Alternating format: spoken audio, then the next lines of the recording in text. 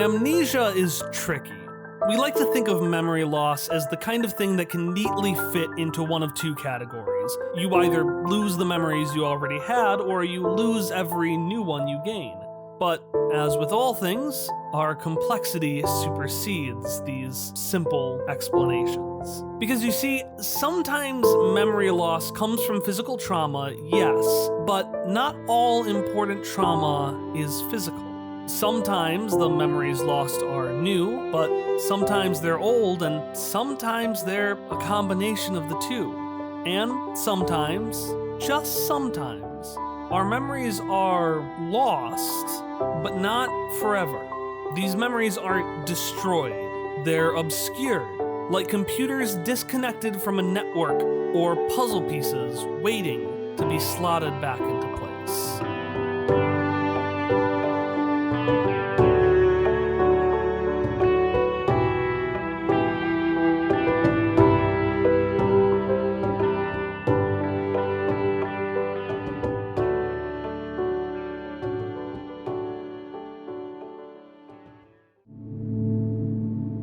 It starts with a song,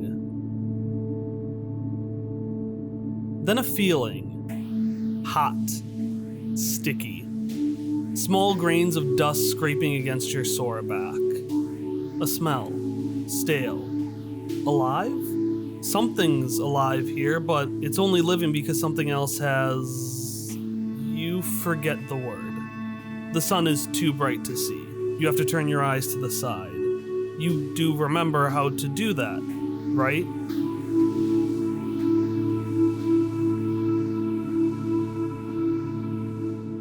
The song isn't gone, but it's faded now. You hear the bugs instead. Maggots, flies, the like. No breathing, though. Not from you, and not from the man. He's on the ground, too, and that's all you really can say about him. Everything else is completely unfamiliar. His face, his clothes, this color, stuck to your clothing and dripping from his abdomen.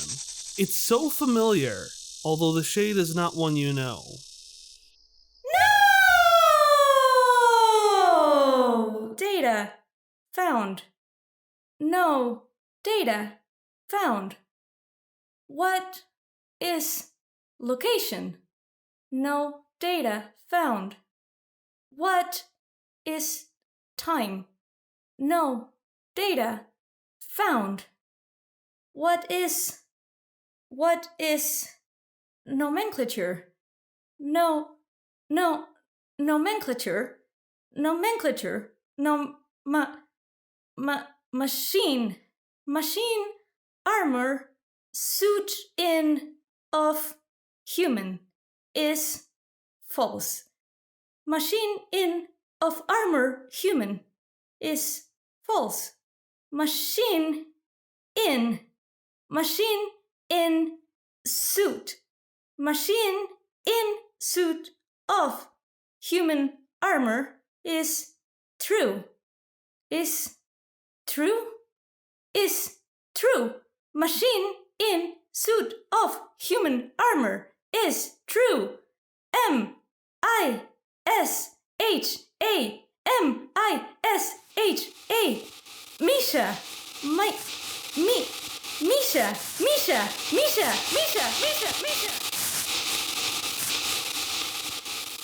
Well, there's a problem. Looks like this android ain't connected to the data sphere. Our memories are all just jumbled over the place. It was a good idea of you to call us here at Data Sphere Recovery Duo. Hey, David, can you come over here and take a look at this with me? Yeah, sure thing, Jeff. Have you tried turning off and turning it back on again? You know, that's the first solution of every electronic problem. Well, here's the thing. I did try turning it off, turning it on again. You know, I did try that a few times.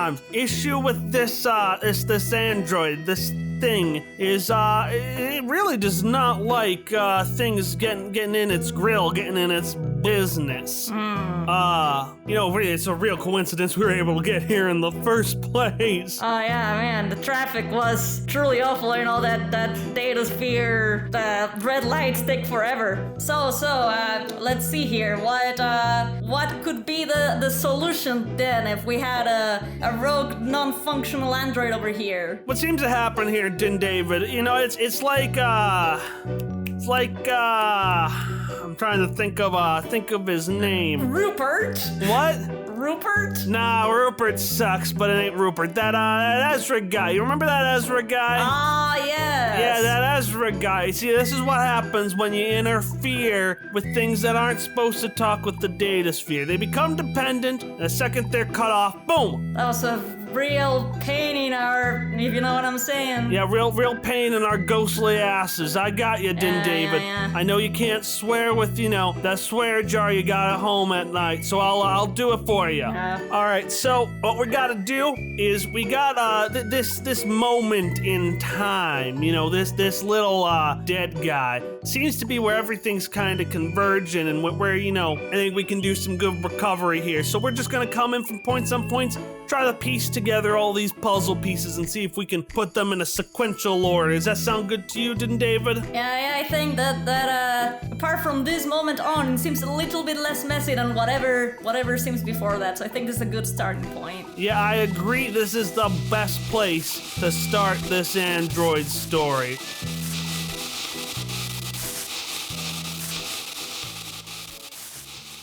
You awake in a castle. Awake might not be the right word, but your memories weren't, and now they are, and awake is the best word that we have for that.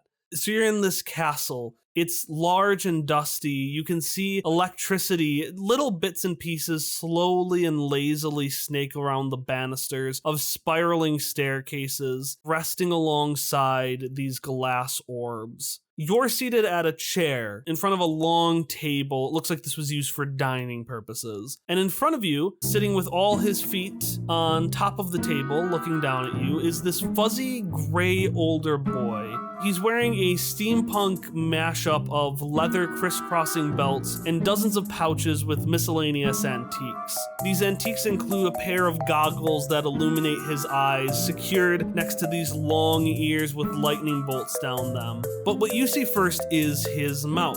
It droops at the side, and a large tongue slips out through the sides where there's no longer any teeth. And this old dog man looks at you, and he says, "Barf, barf. Well, I'm glad to see you're awake. What's her name?"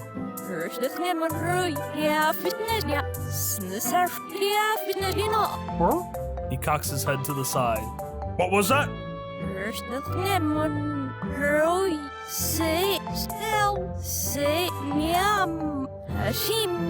His head cocks even further to the point where it's like almost 90 degrees now.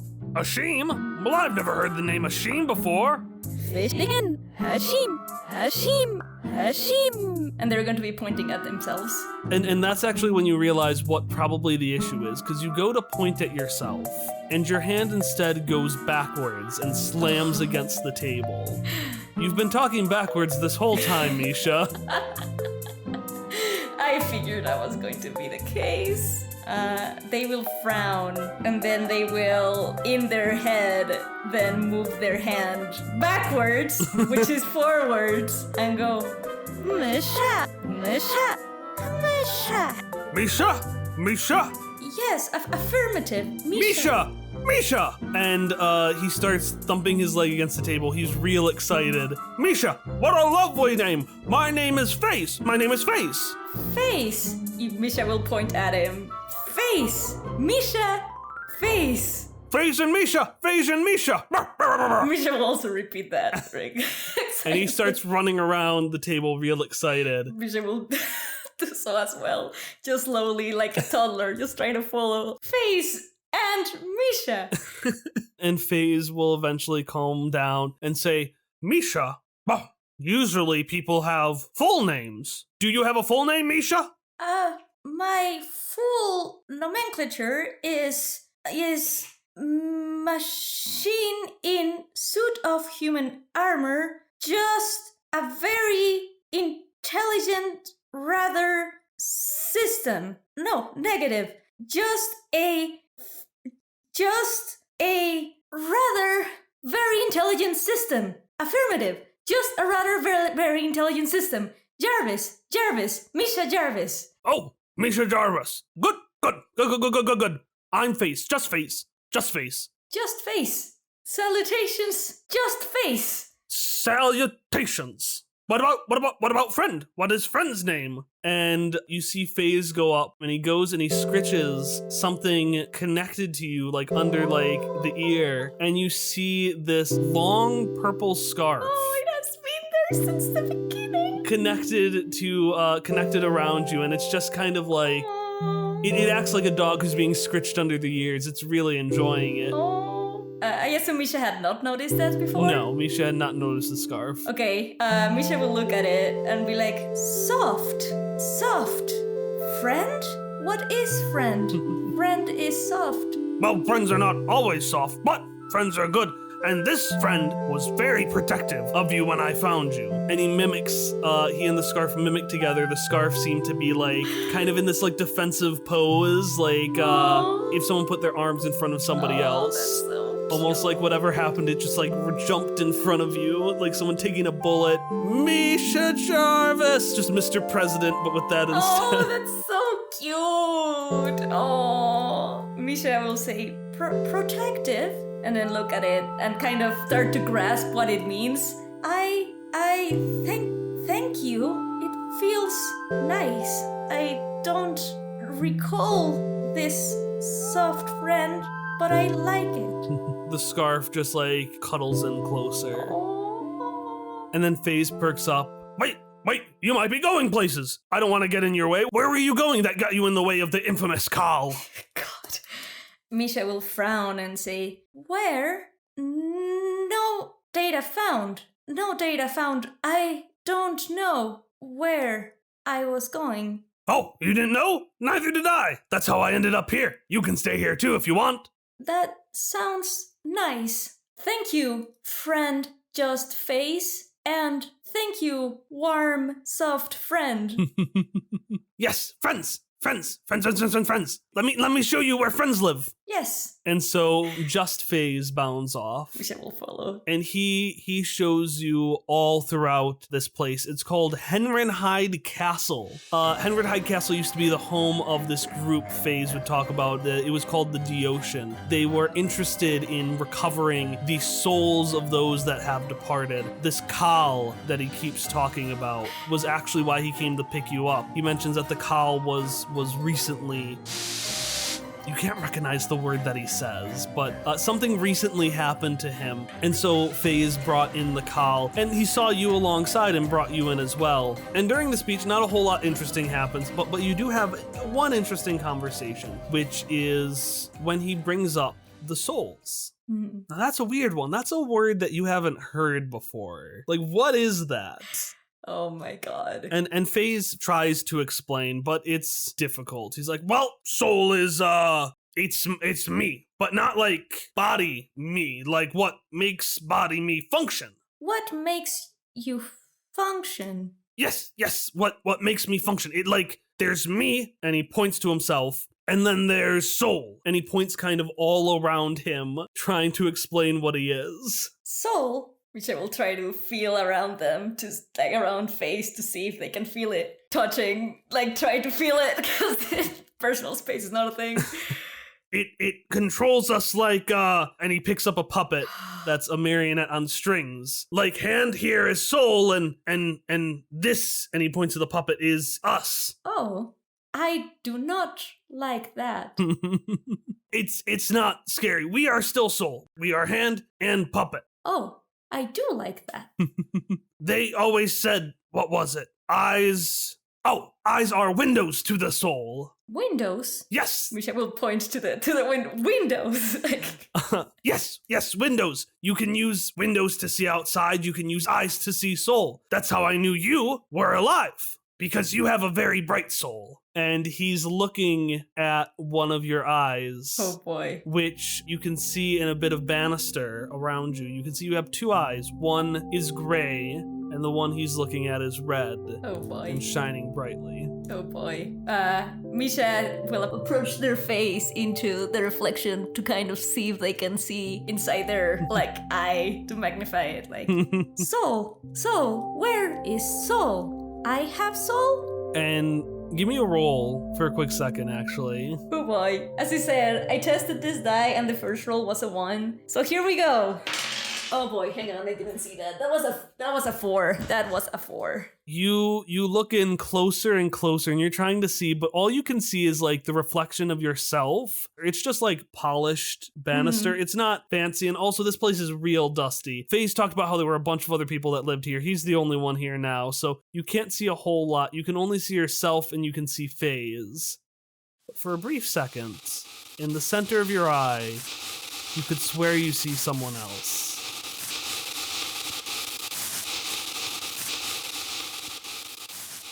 Then David, they still talking philosophy and nonsense? I think so. They've done that for the past hour or so. Do we really have to recover every single minute of this? I mean, it's really boring to just watch every single thing.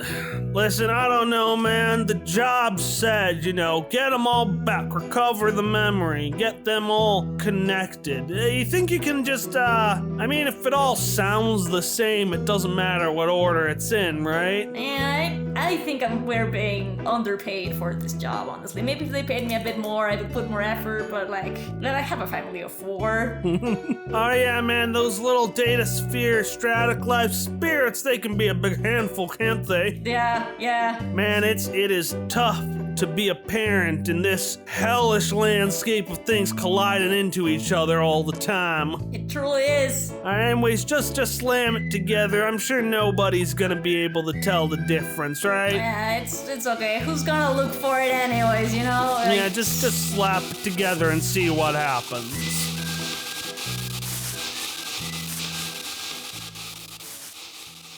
So, Misha woke up about a month before episode 1. This time with FaZe accommodates for about half of it. So we've got 2 weeks to deal with, and I want to talk about the first week for a second. So for your first week, you spent time with FaZe, and you spent time with this worm thing, which eventually, after much thought, you and FaZe figured out was called a scarf.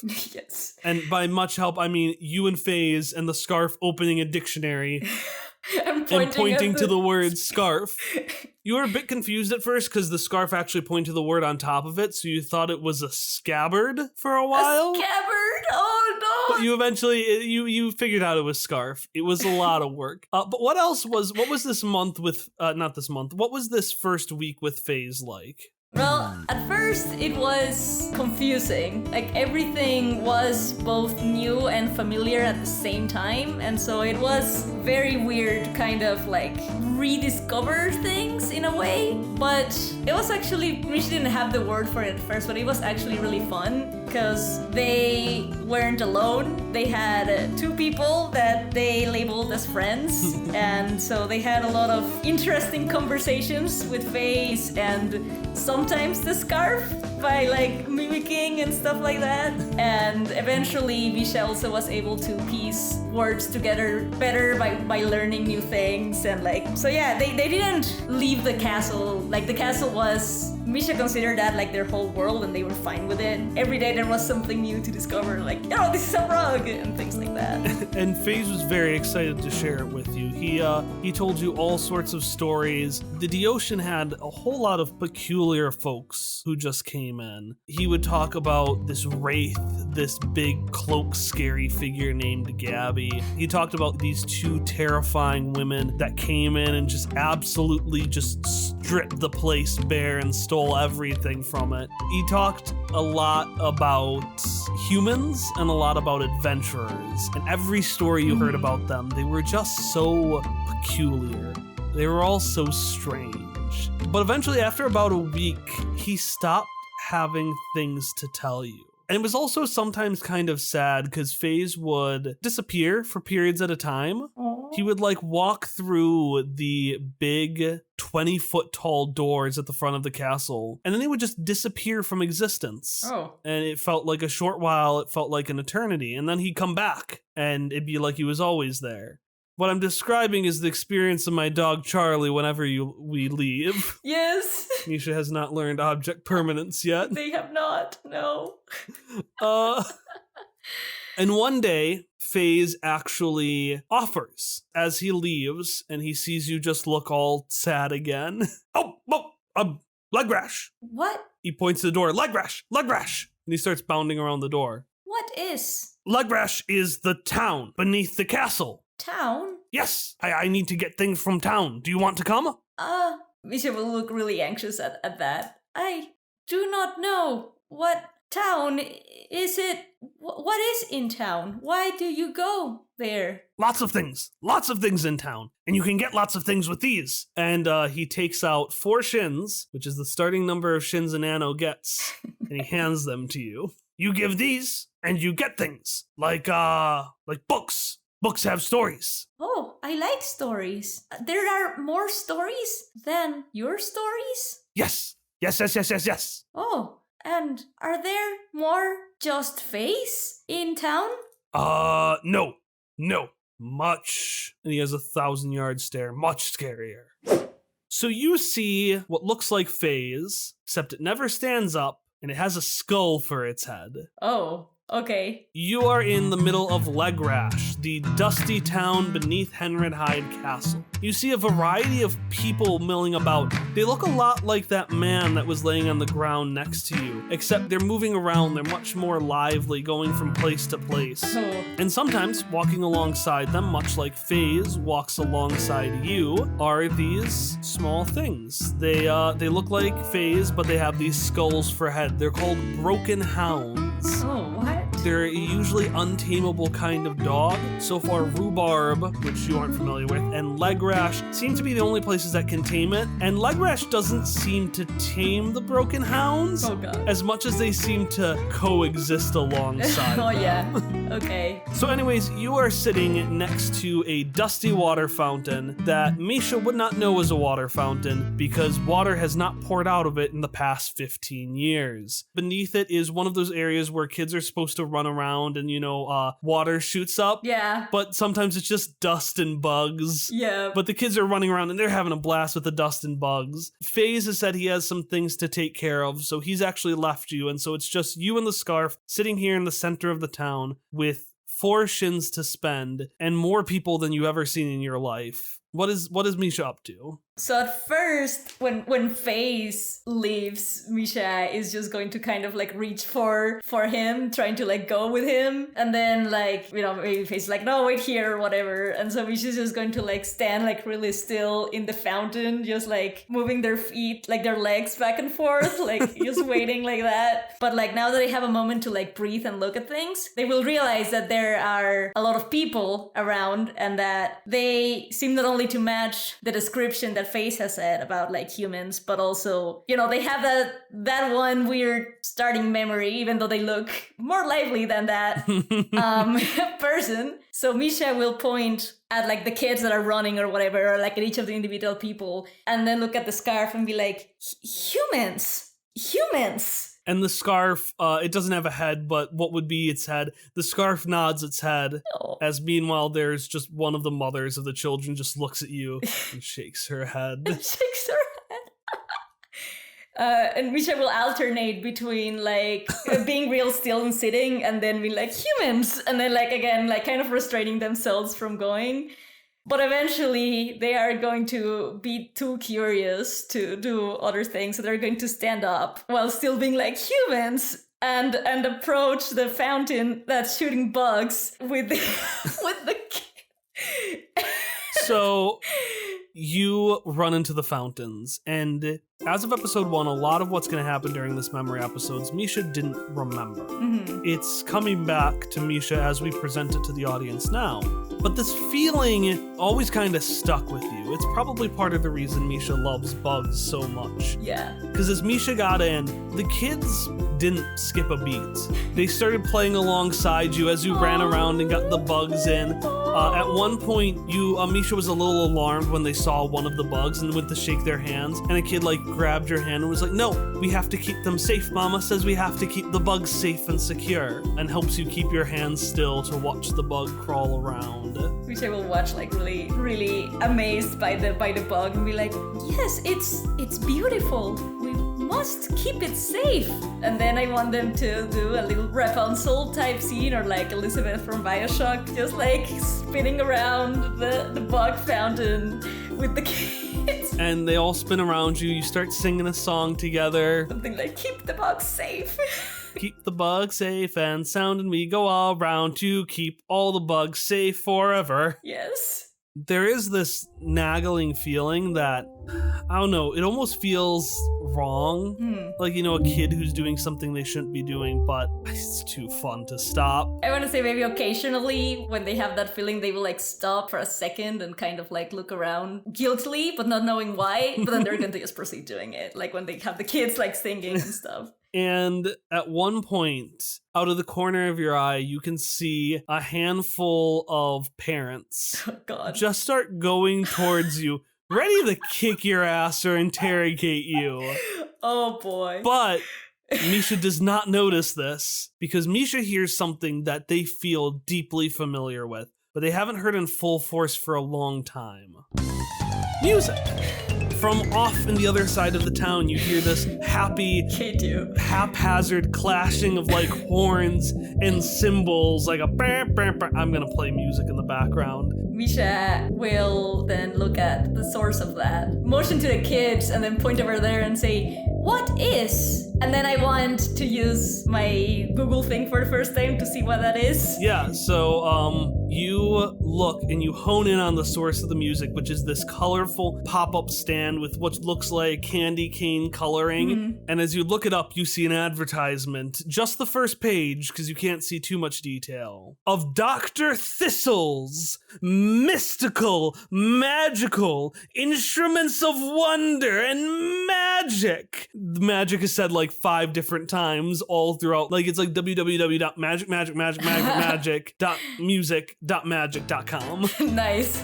And it seems to be this wonderful, amazing, world-bending experience of bringing people together through the joys of the most exquisite and expensive music that can be offered. Misha will just start walking towards there, being repeating, if there's a commercial that is repeating things or saying things, Misha will just repeat it, the wonderful Thistle magic and all of that. But they will repeat only every third word because they are excitedly walking towards it. So Thistle, magic.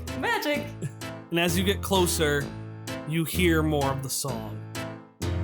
Welcome to the shop at Magic Sound. Wonders and riddles that make you sit in awe and whistle. Wow, I'm in the shop at Magic Sound. What can I say, but I'm happy to make your acquaintance. You can call me Dr. Thistle. Instruments abound at Magic Sound. Slide horns and French horns and horns. If you're feeling frisky, everything is found at Magic Sound. Real or fake or mystical, it doesn't matter. You'll be feeling tipsy like fresh whiskey. What if I've been told my voice is shrill and wicked? Try keyboards or drumming, just always stray from humming. I get it. It's all aesthetic. Assuming your wallets. Open, my heart's crying to belt out with music. Harmonicas at least allow your breath to release. This all sounds fun. I would like one. I'll pay. You'll pay? I'll pay. You'll pay! Come up to the shop at Magic Sound. We sell and resell anything that will make a racket. You'll pay right away. Give me something to line my jacket. Come now, you cash cows, to Magic Sound. And then the song ends, and you just hear a...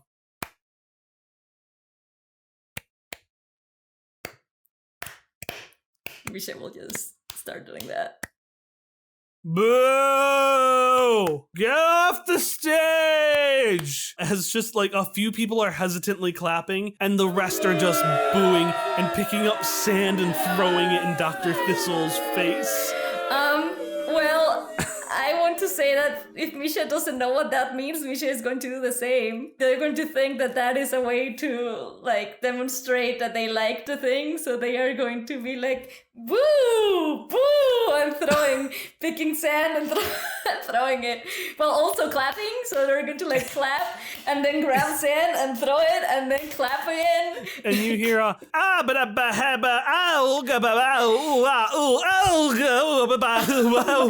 as this person is just making like weird, like dancing pained expressions and eventually just shuts the curtains in front of them. And as everyone disperses and you're the only one there, they poke their head out, looking around. It's like, well, what are you still doing here? Misha will say, boo! I enjoyed your performance. Well, that's odd.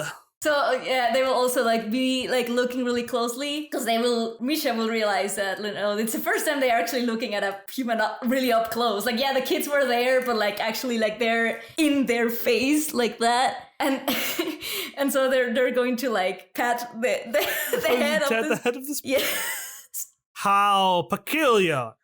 But I suppose it's a peculiar we can sell to everyone. And they throw open the curtains and you just see them and a horde of tiny gummy people, which are just marching along, hup, hup, hup, hup, hup, hup, with a series of instruments. So what would you be interested in?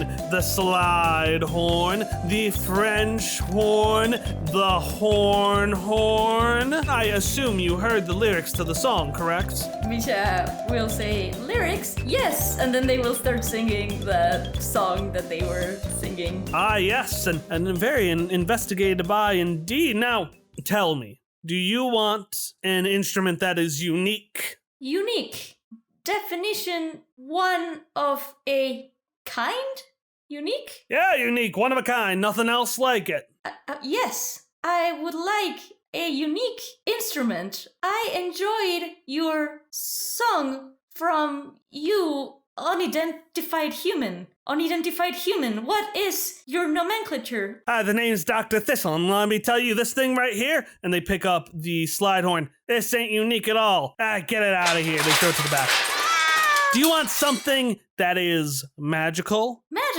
Magical Dr. Thistle. It's in the lyrics. Yes. And then they pick up the French horn and they just snap it on their legs. Well, you don't want this either. This right here, this is garbage. This is not even good in the right hands. But finally, you want something that's unique? You want something that's magical? Yes. Do you want something that can smooth the emotions of everyone around you? Yes.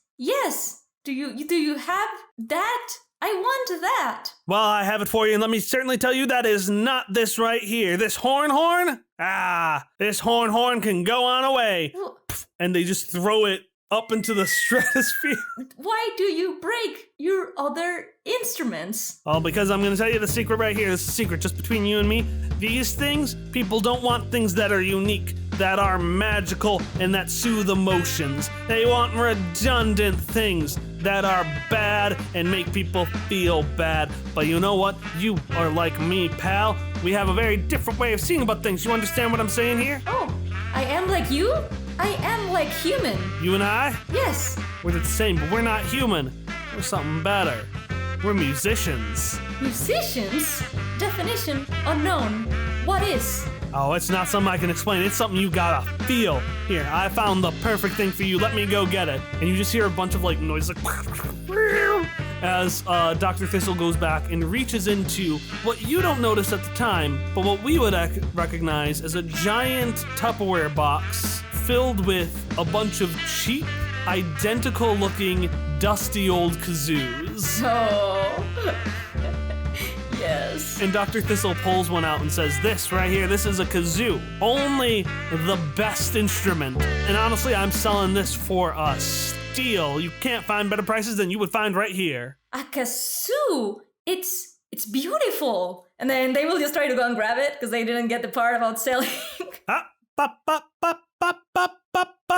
goods or services? How many shins you got for something like this? Shins? Oh, shins! Yes, shins! And then like they will excitedly pick like the money that FaZe gave them and show all 4 shins and be like, shins! What, four shins? Only 4 shins? You're trying to con me? You're trying to make a con out of the con man? You're gonna be ridiculous. I'm the biggest con man, right? You're not gonna become my this is ridiculous.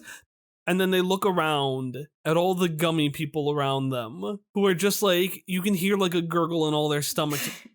Well, I suppose even a con group like ourselves needs to eat, so 4 shins for the best experience you'll ever have. Sounds like a deal.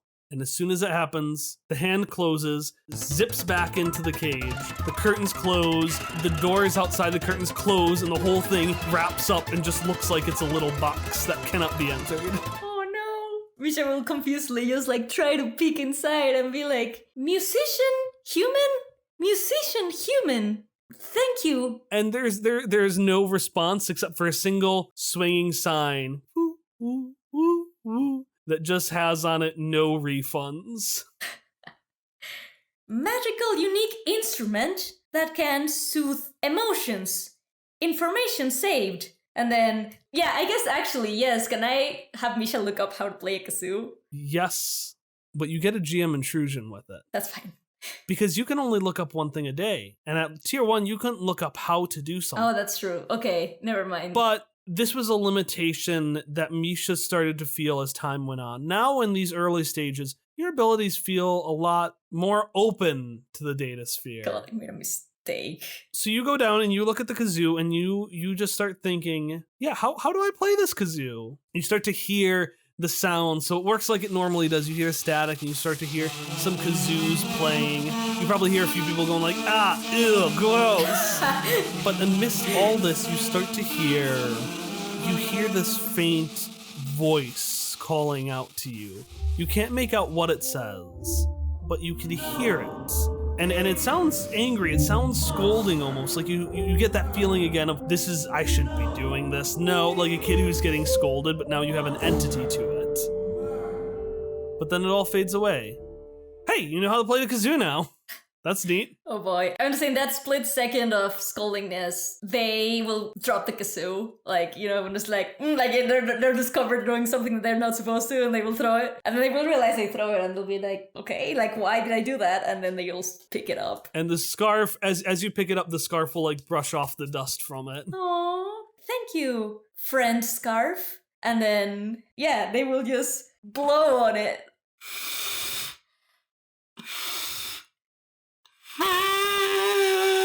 And this is gonna be like that, like note just going at first.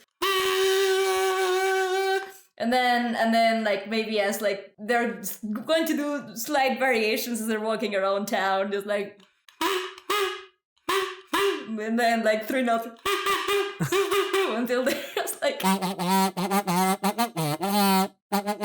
not what I meant. This is not a Christmas special, Kyle. And Joker got away. Hey! Yes. And suddenly, as this kazoo music is playing, you have an idea. You think, oh, the kids would love this Sue's music. And you know, those folks seem pretty upset for some reason that we're by the kids. I was actually going to suggest that. I was going to say that the next thing Misha was going to do was test it. So they would just go back there. Perfect. And as you're going over, are you just playing the notes, or are you trying to like come up with a song? Yeah. Like what's your game plan? So now that they know how to do it, then they will try and come up with a song as they approach the kids and the parents. Well, mostly the parents, because the kids seem pretty happy. And so they are going to play the one song that they know in this time, and it just comes to them. And it is, of course, the Titanic theme, because that is the one song that Misha knows. Do you want me to play it? Yeah, I always want you to play kazoo. Oh my god. Okay.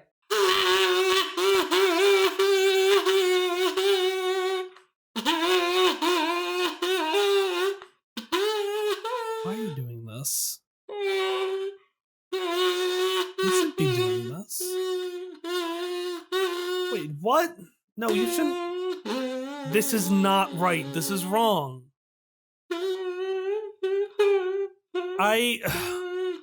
It's not like there's anyone there for you to play to anyway. And yeah, you can see, you could have sworn you saw those parents earlier. They're not there anymore. They're gone. All you see is a brief, like, reddish haze over where you remembered them being. Misha will frown and stop playing almost immediately, put their hand over where they were. And as you go to do that, you keep looking around, and you can hear the kids, so maybe they're not there either. Just more mists.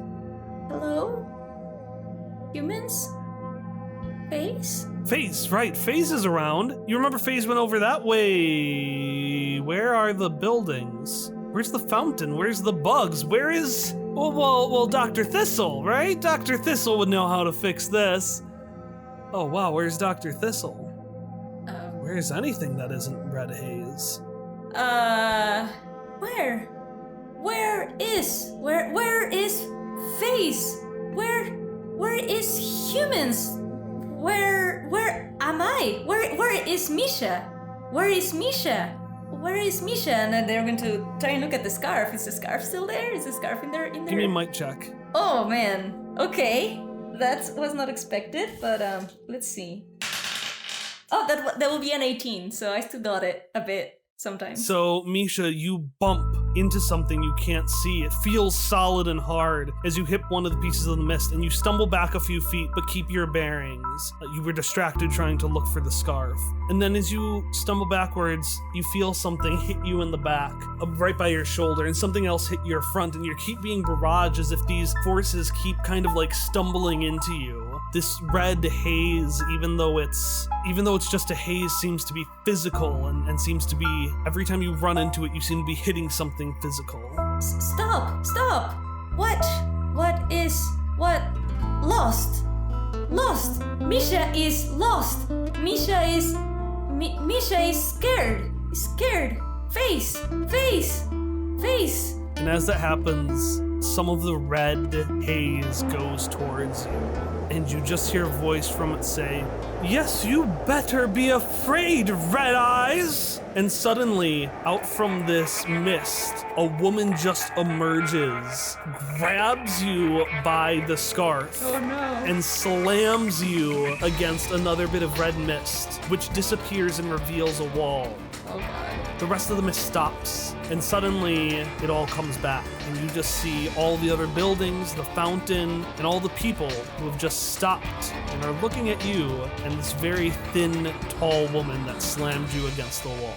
Is she like a physical? Yeah. Like, is she there? She's physical. Everyone is here. They were hidden by this red mist, and now they are back. I see. Okay. Misha will be too shocked to do anything, so they will just be like curled in a little ball, grabbing their scarf, kind of like keeping it close, and they're going to look at this lady and say, "Why? What was that name you said, Red Eyes? What was that? Was that FaZe? Was FaZe the name that you said?" FaZe? Yes. Of course, FaZe would be harboring a... Oh. And FaZe bounds out and is like, what's going on? FaZe! Oh, Misha, oh, Miss Andrea, what's going on? Oh, you know perfectly well what's going on, FaZe. I can't believe you would be harboring the person that... Our dear Carl Decker! Oh my god. And she takes you and she throws you at FaZe, and you both stumble to the ground. Now, FaZe, it's time to do the right thing and give that creature up. No. There's plenty of people had it out for the Carl. Misha's been nothing but kind and good. Define word. Define. Come on, Misha. We must go. And FaZe gets up and you hear a little whimper as one of his legs kind of like hurts, but he keeps walking as he carries you back. Oh no. And he and the scarf pulling on you both escort you back as you hear the woman just yell after you. You can't keep that thing locked up forever, FaZe. One day we will all come and we will get justice for our dear old Carl. As Misha's been dragged away, like they do want to walk away, but are also going to be looking back at her, and they're going to say once in a while, define word, define murder.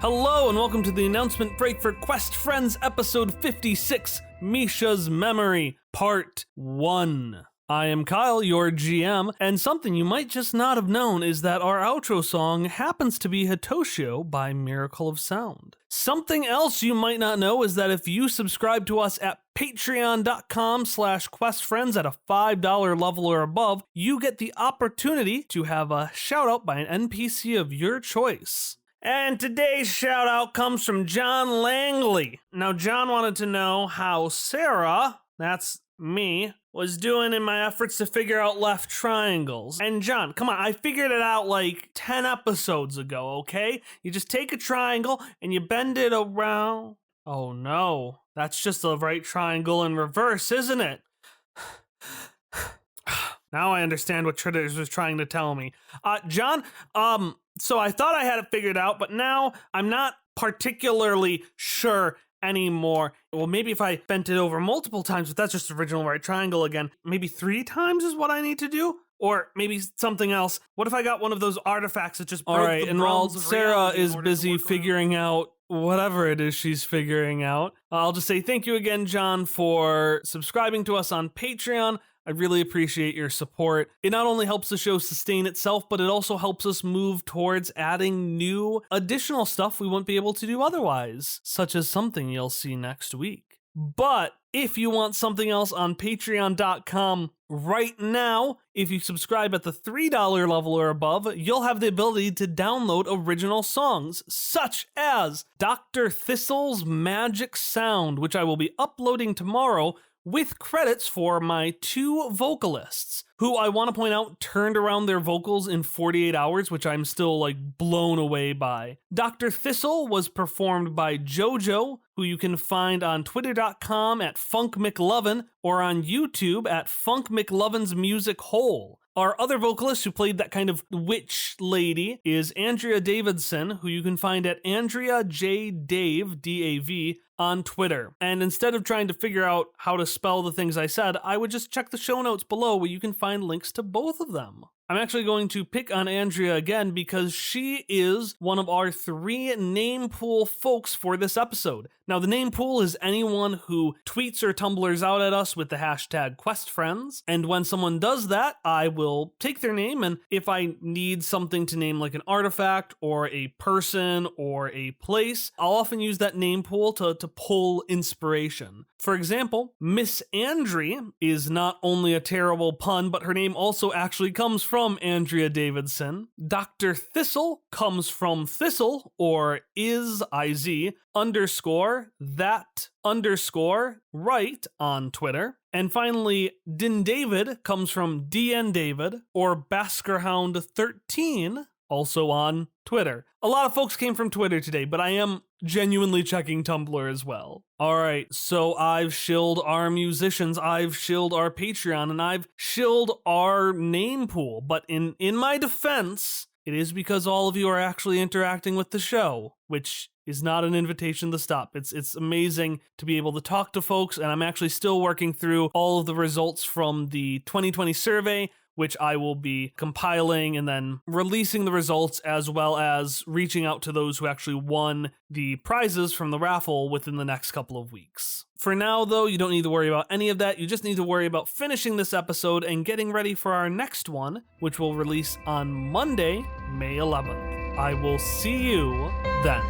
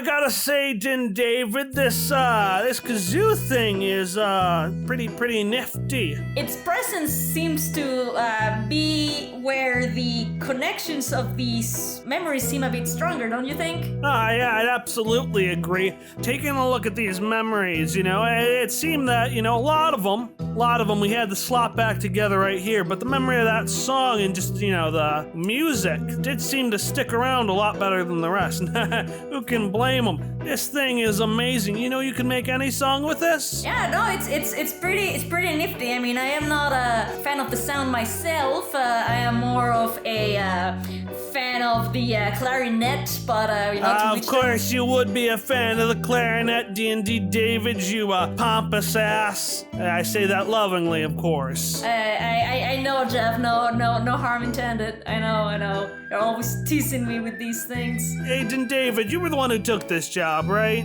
I mean, took it as a big of an exaggeration. I was kind of placed into it, I did not originally apply for this, but so it is what it is. They just told me we have a position for you. You put me in this thing. It pays the bills. Barely. Why does our employer even want us putting these memories together, hooking them back up to the data sphere? It's just, a rogue android. No one cried when Ezra died. I don't know what makes them special, honestly. I mean, but the last time I asked questions, they took out half of my salary, which, it made me have pretty much no salary, because I really don't have that much. Yeah, it's true. Good thing we can make our own salaries out of nothing, just like this kazoo. Yeah, I suppose that's true. Man, it would suck to be saddled to that planet.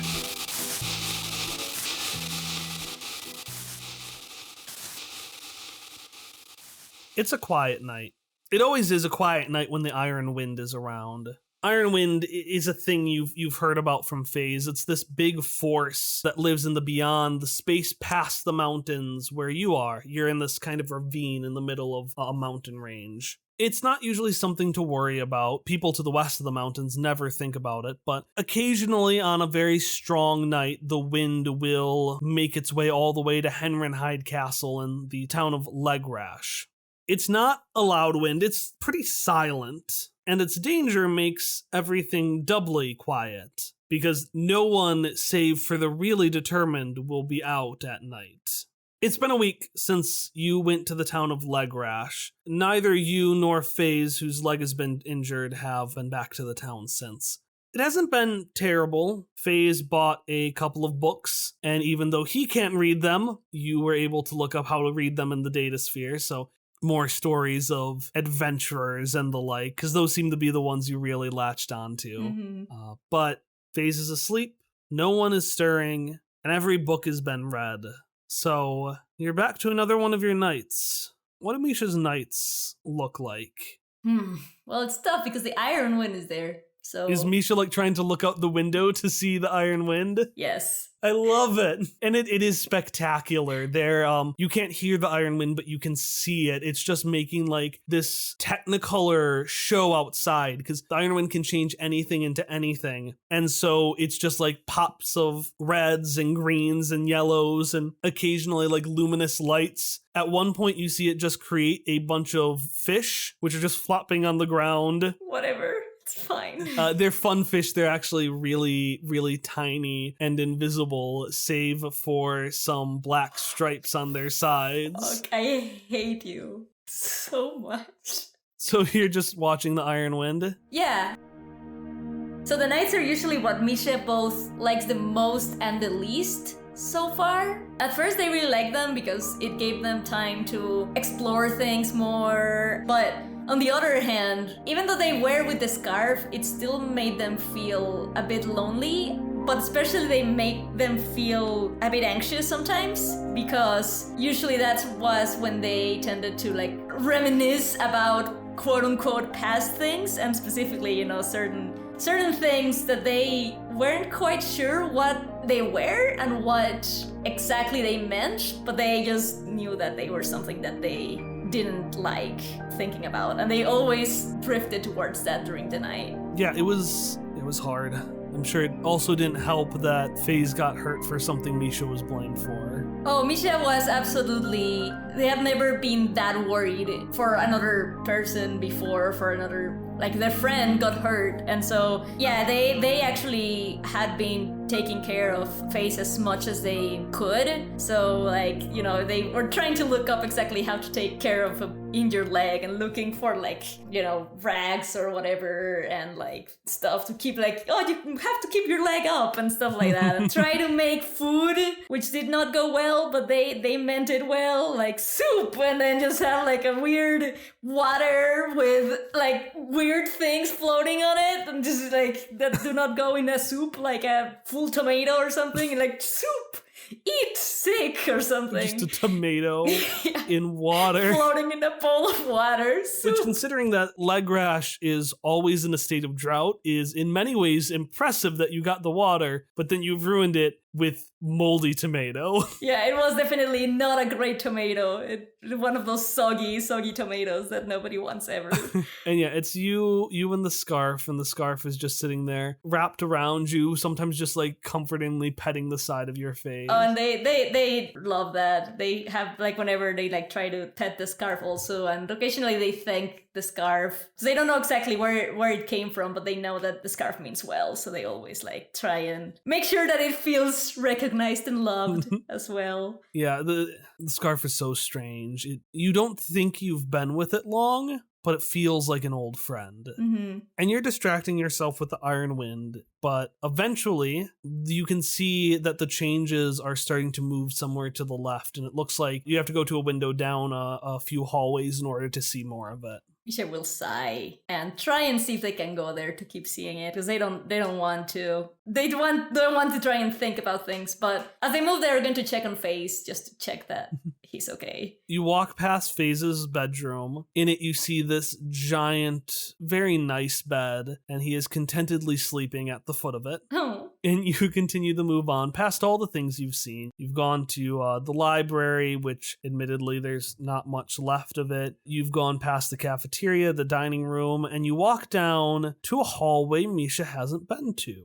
Oh, that's weird. When the Deocean used to function, they used special areas to do their work, to try to help revive these souls. And Misha has never before been down the operation hallway.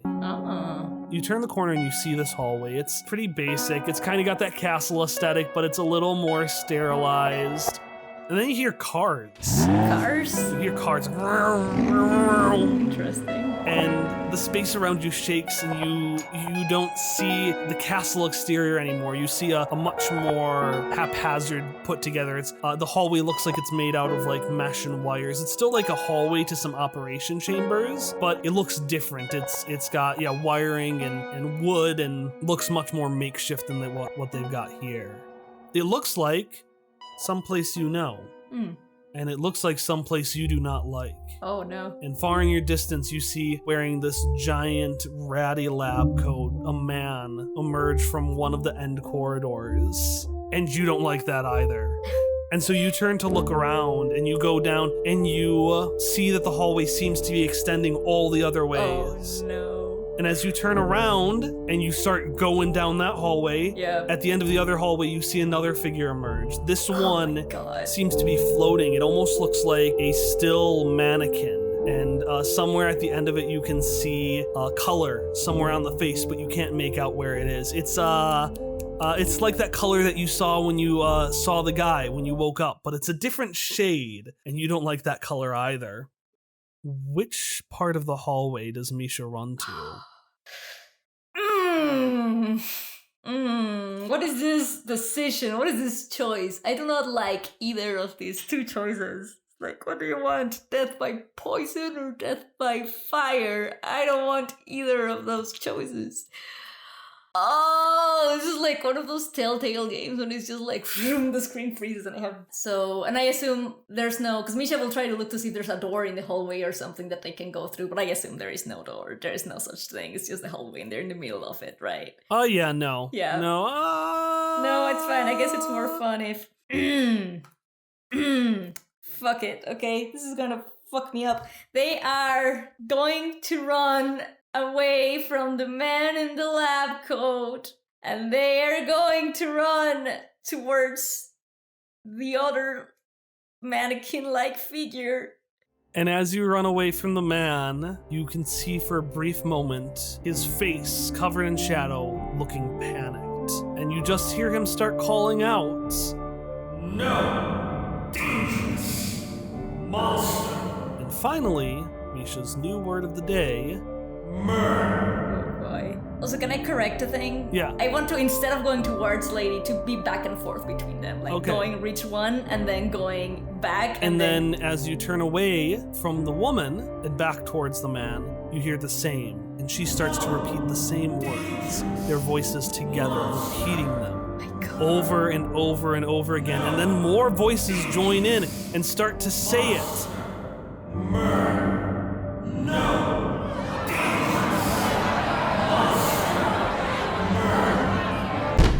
And then suddenly, with a rattle, this vision disappears. The man and the woman in the hallway are gone, but the remaining voices aren't.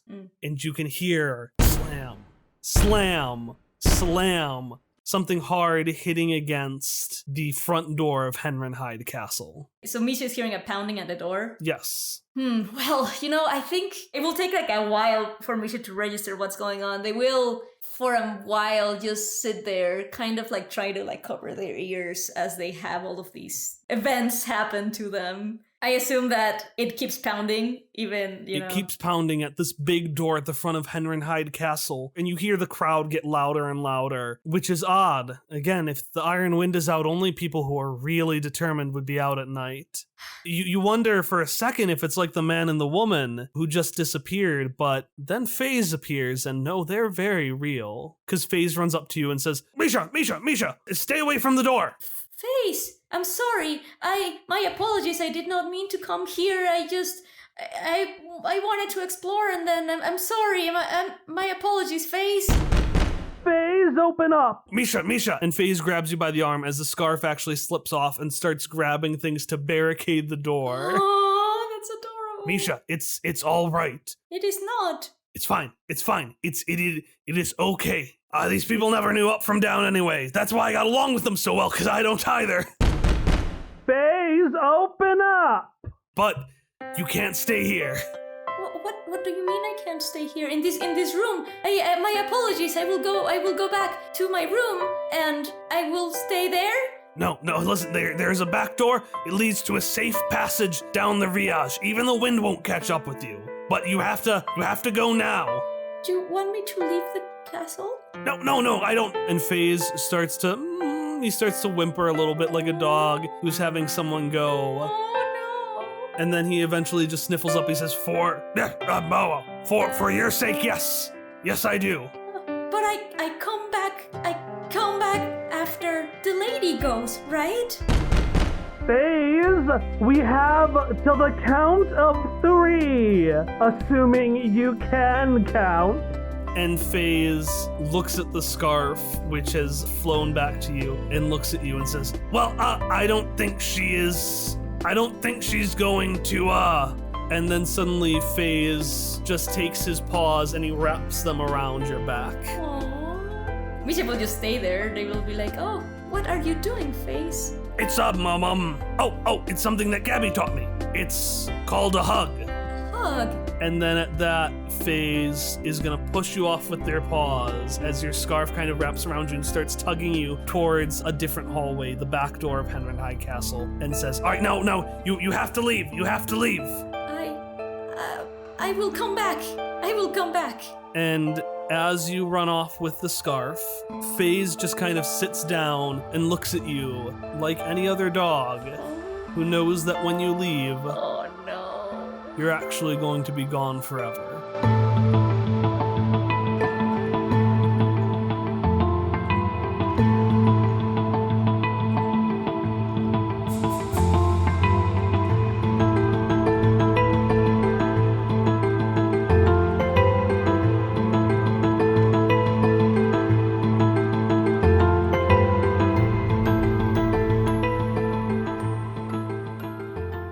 And fuck it. That's going to be the end of the first episode. God, I almost teared up at this. Oh, I hate you, Kyle. I'm Was it actually good? tearing Was up. it a good first episode? What? Did you like it? It was. Yes. I'm actually tearing up. I hate you. No, it was like the Fox and the Hound. Oh, oh no, I hate you so much. 1920s, I'm gonna yeah. Sloop. Can you pull it up then, David? Let me see. Yep. Here it is. I'm going after old dog voice. So Misha has canonically been speaking backwards this whole time in order to speak forwards. Yes. Is what we have just established. Yes. Oh. This is...